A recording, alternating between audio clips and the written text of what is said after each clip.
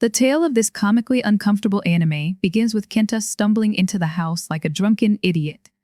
He's instantly mesmerized by the stunning presence of Arisa, his sibling Taro's new Russian spouse, who resembles someone so perfect and unreal that you'd never believe such a hot, flawless person could exist. Her goddess-like physique leaves Kenta dazed as she greets him warmly. Like a child meeting their idol, Kenta stammers awkwardly, stunned and speechless, as if his brain has just shut off and he's stuck in Wonderland. Our goddess strides toward him, fully aware of her unmatched allure, and extends her hand for a handshake. Her amazing fragrance hits him like a boxer's punch, snapping him back to his senses. His brother explains who this girl is and how he managed to marry such a gorgeous lady about a month after meeting her at university. As his brother rambles on about their happy union, Kenta mentally checks out, unwilling to listen to how someone else could score such a catch. Instead, he spirals into jealousy, wondering why luck always showers his brother while he's stuck surviving on instant noodles, unable to find someone as stunning as Arisa. That same evening, his brother drops a surprise. He's leaving for an urgent work trip overseas. Arisa is caught off guard, shocked and worried about being left alone, as she has no one to help her in his absence. Her husband reassures her and insists she'll manage perfectly. Reluctantly, she trusts him, nodding in agreement and saying goodbye. Meanwhile, in his room, Kenta quietly celebrates like he's just hit the $1 million jackpot. A massive grin spreads across his face as he envisions all the possibilities his brother's absence could bring. A true dream come true, being all alone with such a hot Russian beauty who's practically a goddess. Later that night, Kenta sneaks through the hallway, curious to see if his brother's wife is still awake. He notices light under her door as he draws closer, his intrigue urging him to take a peek. After some internal debate and zero self-restraint, he decides to peek inside, curious about what someone like her could be doing so late at night. What he sees leaves him smirking, as if his world has just been rocked. She's busy mixing the filling for her dumplings while gazing wistfully at a picture of her husband, murmuring softly about missing him. Damn, it's only been one night, Kenta thinks, assuming their relationship must involve a lot of action. Naturally, he fixates less on her emotional longing and more on the sticky mess splattering around like a chaotic experiment. After a few minutes, she collapses onto the floor with a dramatic sigh, wishing her husband could magically appear to save her from the messy disaster. Meanwhile, Kenta, still lurking outside, clutches his Excalibur, whatever that means in his odd universe, and schemes ways to get closer to her dumpling-making expertise. The next morning, Kenta watches Arisa doing laundry with the intense focus of someone locked in battle against an ultimate boss. Her expression reveals her sadness. Clearly, she misses her husband, but Kenta, ever opportunistic, can't help but revel in her charms.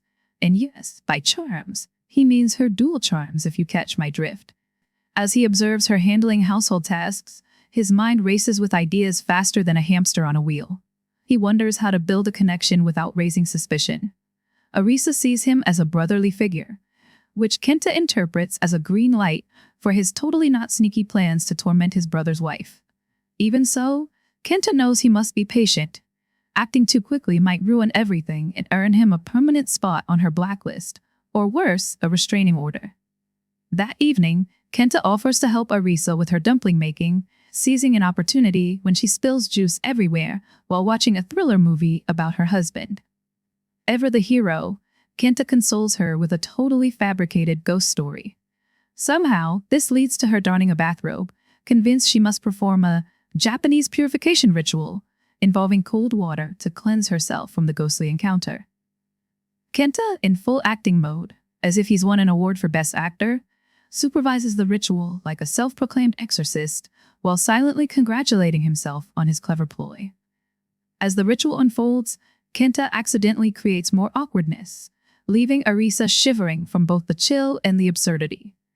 Her dual bazookas make an unexpected appearance, sending Kenta's Excalibur into overdrive. It's a tough moment for him, no doubt. By the time the ritual ends, Kenta convinces her that her dumpling skills, and possibly her spirit, are now free of all spooky ghosts. She thanks him with a mix of relief and mild confusion, as he performed a very unique cleansing involving holy milk. A few nights later, Kenta catches her making dumplings again. This time, she steps on some Legos he coincidentally left nearby. Kenta watches gleefully from the shadows like a mischievous imp, enjoying the sight instead of helping her like a true gentleman. The next day, Arisa asks about traditional Japanese festivals, sparking another brilliant idea for Kenta. He introduces her to a unique festival attire, a yukata and a fundoshi, under the guise of cultural immersion. She happily twirls in her outfit, blissfully unaware of Kenta's ulterior motives. During practice for carrying a mikoshi, Kenta joins in but, as always, manages to make the situation awkward by drawing attention to his towering Excalibur. Later, he samples her dumpling making again, claiming it's essential for festival preparation. Though exhausted, Arisa admits she's learned more about Japanese customs than she ever imagined, all thanks to Kenta. Unique traditions, indeed. Kenta, ever the flatterer, assures her that his help isn't just about small traps and playful tricks, it's about fostering a deeper connection. Damn, he thinks, stealing your brother's girl, huh? By the end of their antics, both are covered in sticky dumpling filling and Kenta's so-called holy gold. Arisa, none the wiser, thanks him for his help, while Kenta revels in his questionable triumphs. Who cares, right? His brother's not here, so he might as well help her, since she seems so desperate for attention. Deep in the night, fear takes its hold. The darkness grieves the story on.